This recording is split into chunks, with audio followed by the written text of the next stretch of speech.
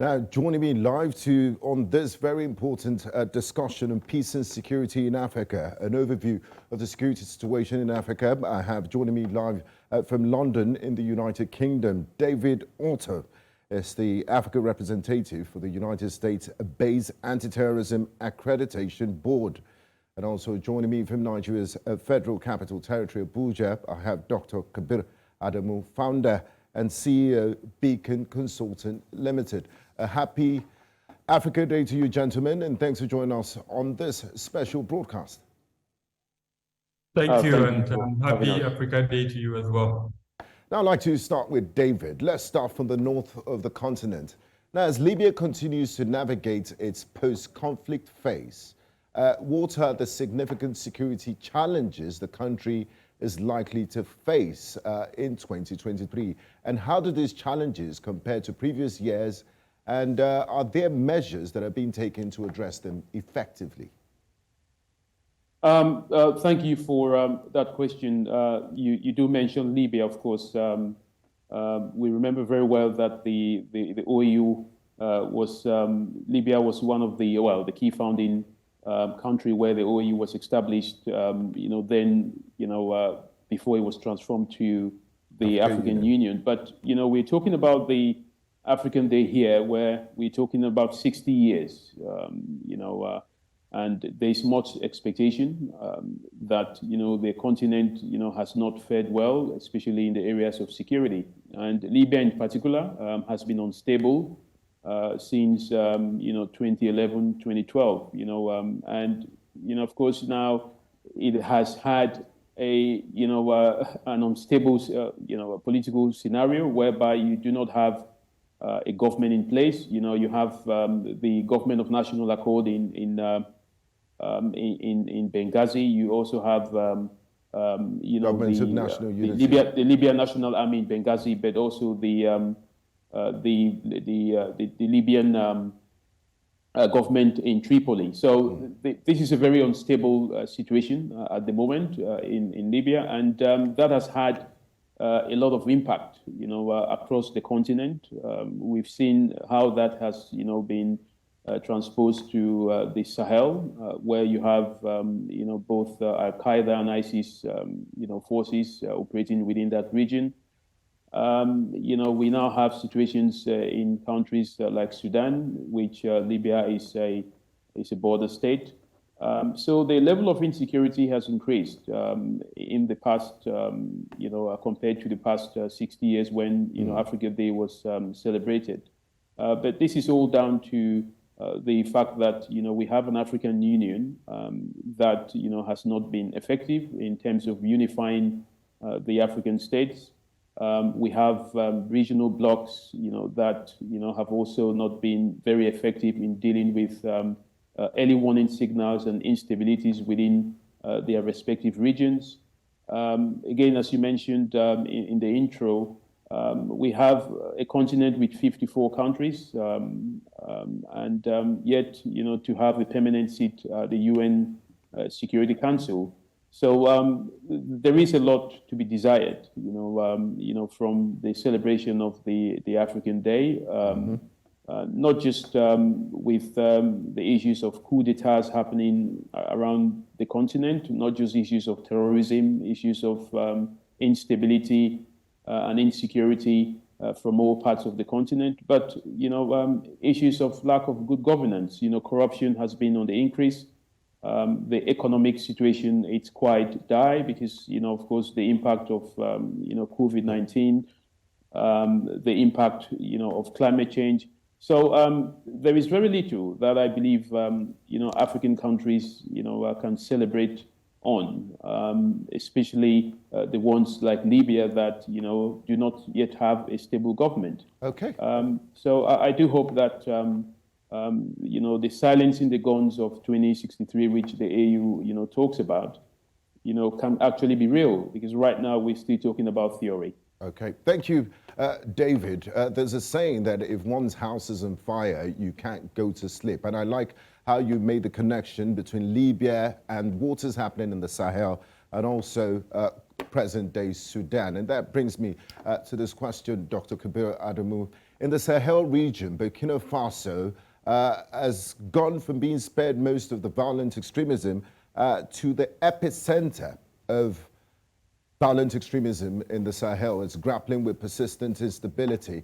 Could you kindly provide an analysis of the current levels of security threats in Burkina Faso? And furthermore, what underlying factors contribute to the ongoing crisis? The departure of the French Operation Barkhane in Mali and Burkina Faso contribute to rising instability. And how much of a difference, because we've seen coups happen in Burkina Faso in the last few years, how much of a difference has Captain Ibrahim Traoré been able to make? Some are even calling him the new Sankara.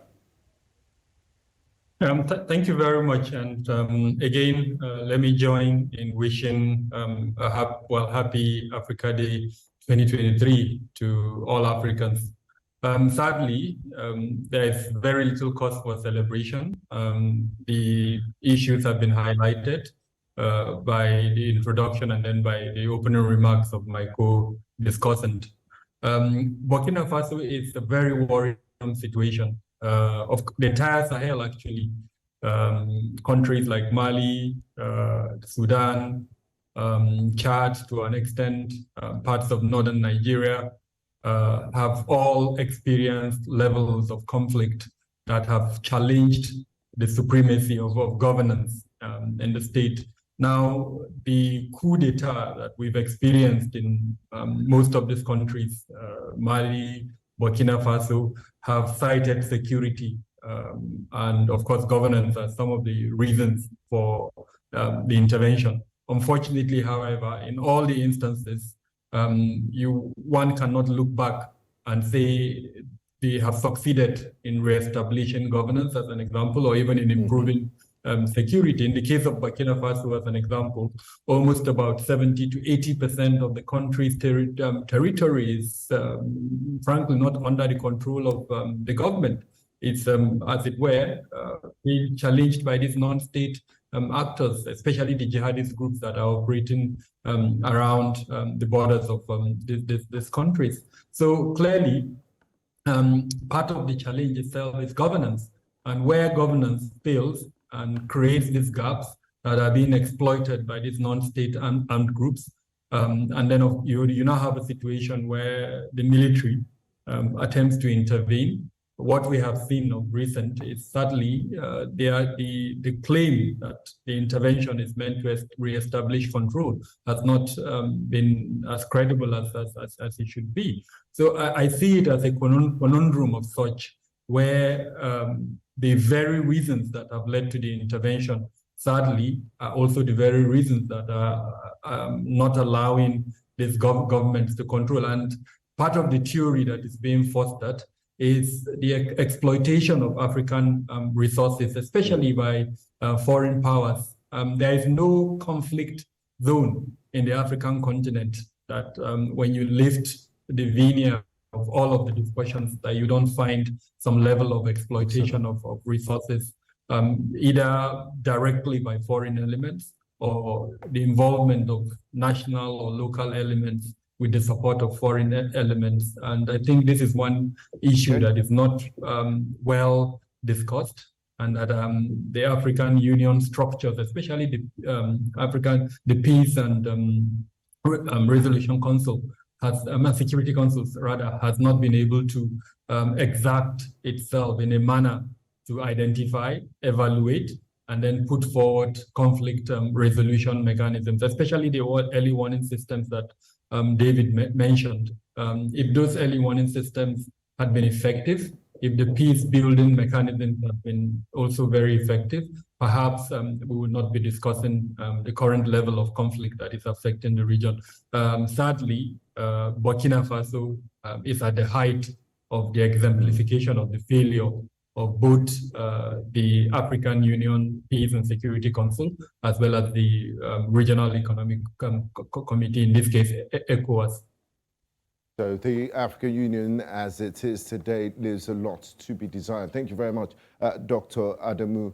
Now, David, we'll be doing this segment an injustice, a disservice, if we don't talk about this current conflict that is happening in Sudan. About 5 weeks ago, the world woke up to gunshots and bombings in Khartoum, the capital of Sudan, where the Sudanese Armed Forces leader, General al-Burhan, and the Rapid Support Forces, led by Mohamed Hamdan Daglo, also known as Hemeti, took up arms and started fighting. It's led to massive displacements and a huge death toll.